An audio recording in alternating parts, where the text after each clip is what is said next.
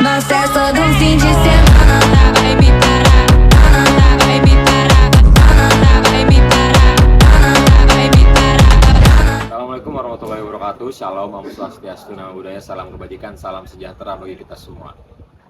Coba kalian bayangkan, kalian lagi sakit, terus kalian berobat ke klinik terdekat, dan kalian langsung percaya sama dokternya, sama alat medisnya, sama obat-obatannya. Tapi pernah nggak sih kalian mikir, apa sih yang ngejamin halal itu? Nah, jawabannya, yang ngejamin semua hal itu adalah hukum.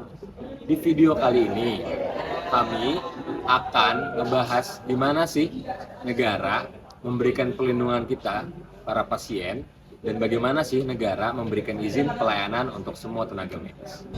Sebelum masuk ke intinya, kita kenalan dulu sama yang namanya hukum kesehatan.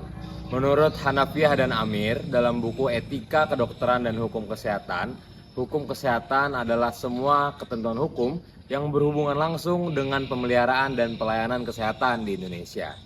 Sekarang, di Indonesia berpusat di Undang-Undang Nomor 17 Tahun 2023 tentang kesehatan yang jadi payung hukum utama menggantikan UU Lama tahun 2009. Mungkin ada yang mikir, izin-izin itu urusan birokrasi doang. Padahal nggak sesimpel itu.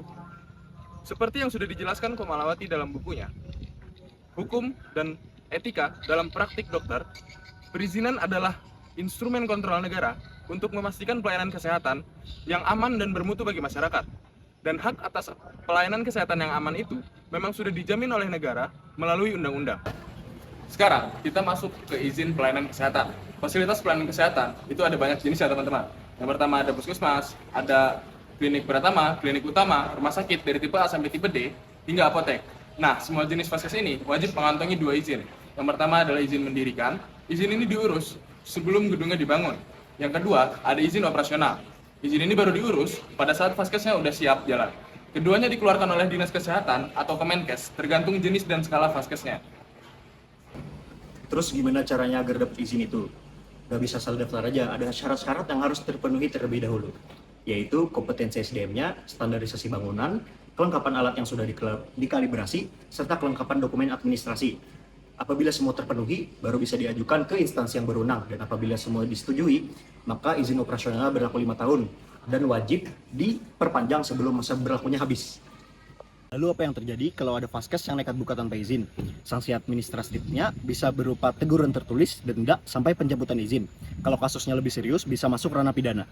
Artinya ancaman penjara dan denda yang tidak kecil. Sanksi ini hadir sebagai bentuk penegakan hukum administratif negara sekaligus perlindungan hak masyarakat atas layanan kesehatan yang aman. Sekarang kita beralih ke alat kesehatan.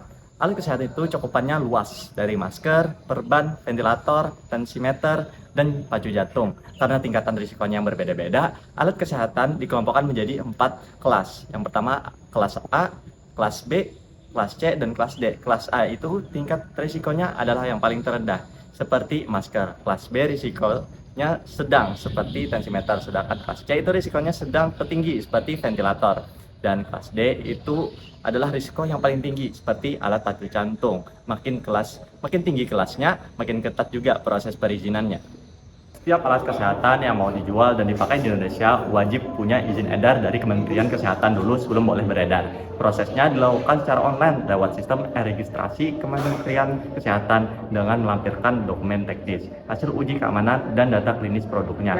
Setelah izin terbit pun pengawasan tidak berhenti. Pemerintah tetap melakukan pemantauan di lapangan dan bisa menarik alat kesehatan kapan saja kalau ditemukan masalah.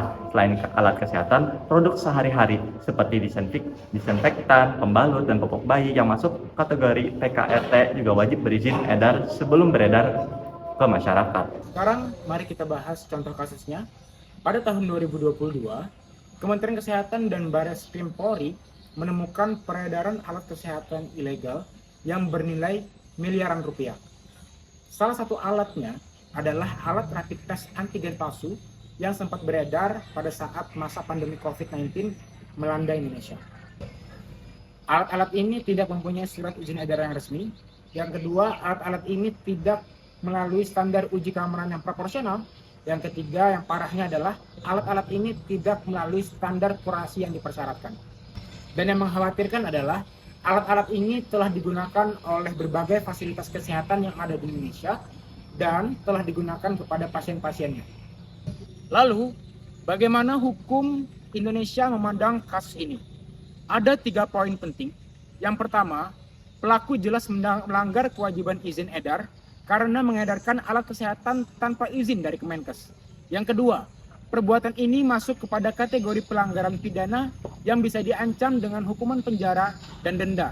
Yang ketiga, seperti yang dianalisis dalam jurnal Rahma dan kawan-kawan tahun 2021, di Jurnal Hukum Kesehatan Indonesia, lemahnya pengawasan distribusi alkes menjadi celah utama masuknya produk ilegal. Artinya, masalah ini bukan hanya soal pelaku yang nakal, tapi juga soal sistem pengawasan Indonesia yang perlu terus diperkuat. Jadi kesimpulannya, negara sudah menyediakan regulasi yang lengkap untuk mengatur izin pelayanan, kesehatan, dan alat medis. Tapi regulasi saja nggak cukup kalau pengawasan masih lemah dan kesadaran masyarakat masih rendah.